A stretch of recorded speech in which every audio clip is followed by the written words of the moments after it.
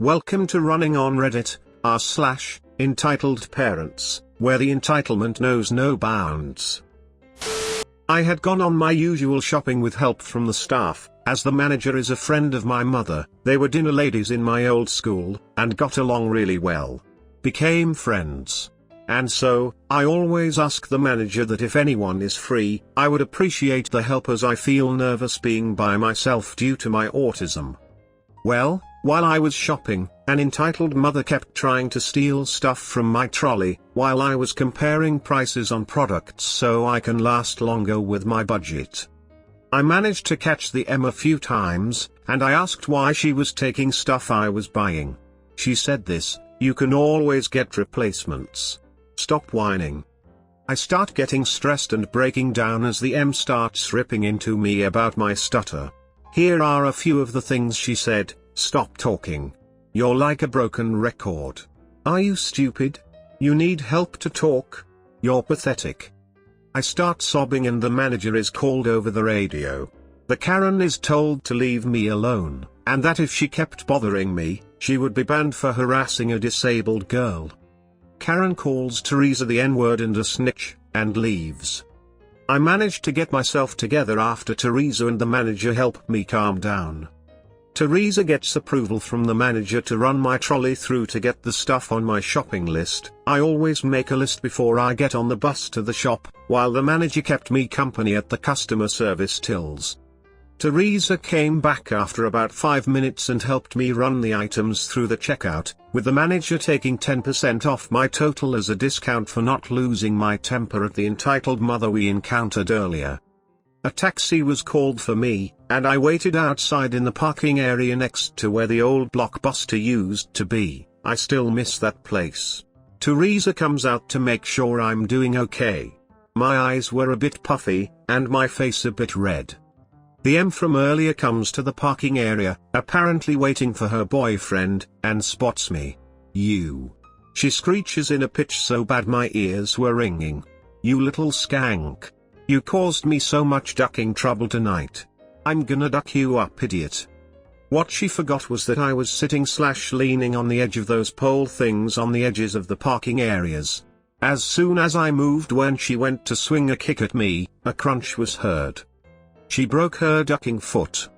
I started laughing at how stupid she was for doing that, and Teresa scolded me, telling me that while it was a little bit funny, it wasn't the right time to laugh. The M is screaming for help, and crying assault. An ambulance was called for her, and she screamed that she would see me in court. I start losing it a bit due to stress making my emotions go haywire, and I am pulled away further down the parking area while she is treated to first aid while waiting for the ambulance. The ambulance takes her away, with police being called as well. The manager had shown police the CCTV footage of the parking area, showing all I did was dodge her. The entitled mother tried kicking me. The police chuckled a bit, and asked to talk to me. I got help to call my aunt, who we will call Mandy, and she got the report from the manager. Mandy became my appropriate adult, I think it is called. She helped me answer questions when I struggled to get my words out. Police were done in about 10 minutes.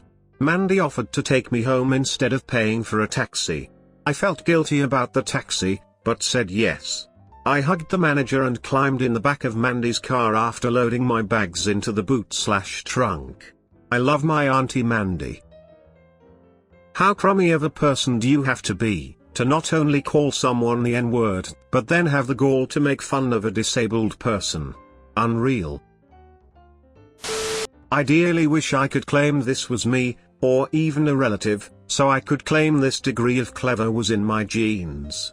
But it was not. It was a bouncer at a small town club, and when he made the comment, there weren't even the expected cinematic ooh, or what one would expect. Just a dead echoing silence from about 40 onlookers. No need for cast. How dumb are you? This mother and daughter pair were trying to get into the club late in the evening. The daughter was clearly young, and actually reasonably attractive in quite a nice, fashionable, as best my fashion blind eyes can tell, outfit. The mother was not obese, but certainly overweight, and had shoehorned her corpulence into hot pants and a tank top that would have been trashy on a supermodel and Friends. She was no supermodel. Badly dyed stringy hair, cheap bulky jewelry, spray on orange skin, all the trailer trimmings. I didn't hear how the exchange started, but clearly these two were trying to cut ahead of the line. The bouncer, this massive, action figure of a black man with an oddly babyish face and the patience of Job, had denied this effort. Hilarity ensued. The daughter threw a few verbal jabs, but seemed to be just mildly irritated. The sideshow hooker of a mother lost her bloody mind, shrieking racial epithets that would curl the ear hair of a plantation owner, and every horrific name you care, or do not care, to imagine. Interspersed with the expected, "Do you know who I am, and get me the owner," etc. The bouncer just stood there and didn't react with anything but polite direction. Downright heroic. After a few minutes of this vile screeching, the daughter is now embarrassed as hell, and trying to pull the mother away. People are gathering to watch and the whole thing has become a spectator sport. The bouncer just kept politely saying, "You will need to go to the back of the line like anyone else, ma," more variations on that theme. By now, the woman wasn't even trying to argue the point, just squealing the revolting, and at this point quite repetitive, insults. Then, she screamed that he was an awful bouncer and would get fired that night. Then, she tried to slap the bouncer. She missed, quite badly, at which point the bouncer took a single step forward. She fell back with a shriek, and said quite loudly, "Ma'am, at any point tonight have I ever told you how to suck off flabby obese old men in an alley for £5 a shot?" Clearly baffled, she said nothing but sputtered. He continued, "No ma'am, I have never said anything like that. Not once. So don't tell me how to do my job." Dead silence. Like 40 people in the street, not a sound. She yelled a couple more things then scuttled away with her daughter dragging her by the arm. It's been over a decade, but I still want to go find that bouncer and buy him a drink. That bouncer is a savage. He put that crab of a woman in her place. Well done. Background: my company sets up a booth at a carnival, and we engaged several part-timers to assist at the carnival. The part-timers are required to go around the carnival ground to distribute flyers, share information and direct visitors to our booth. The story. On the day of the carnival, after setting up, I met up with the part-timers to prepare them for the day. Out of all the part-timers, only M was late. She mentioned she will be 15 minutes late, but it was closer to an hour. As we couldn't wait, I briefed the others and deployed them for the day. When M arrived, she had her kid in tow, 5 to 6 years old. Due to job nature, we can't have her lugging her kid while working. M knew this. My husband couldn't handle the kid, so I had to bring her along. Me, I can't have you working with your kid. It's not my problem. If you don't like it, get someone to watch over him. My colleague, C, who was watching this unfold, offered to watch over her kid. He was only required to help out during the start and end of the carnival, so was entirely free during the event. I thought alright, since he was free. C, I can watch over her, get her some food, watch some shows, play some games. But you'll need to pay me. Whatever. But I'm not paying you for your time, only for the kid. C, grinning, sure. I was flabbergasted. C told me not to worry, he had a plan. Once M started working, C brought M's kid systematically through every single booth throughout the entire carnival. It was the kid's dream come true and, I believe, her best day ever. Whatever she wanted to eat, C bought. She saw a lot of the shows, and won many prizes. Since C had a staff pass, he didn't need to pay for the shows, only for the kid. At the end of the carnival, when we were clocking the hours worked, M had the nerve to insist to be paid full even though she was late for almost 1 hour.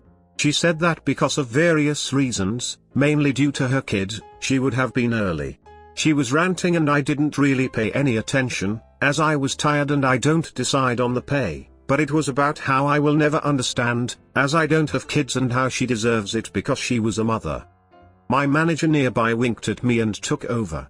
He said he was very pleased with the day's sales, and how we are very supportive of her and we should give kids the best.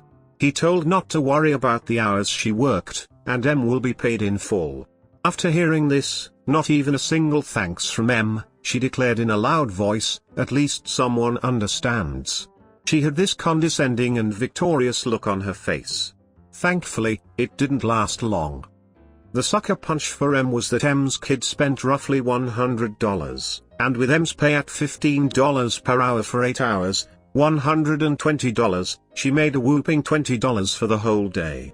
C made it a point to keep track of the expenses, receipts, tickets, stubs, etc., and took tons of photos.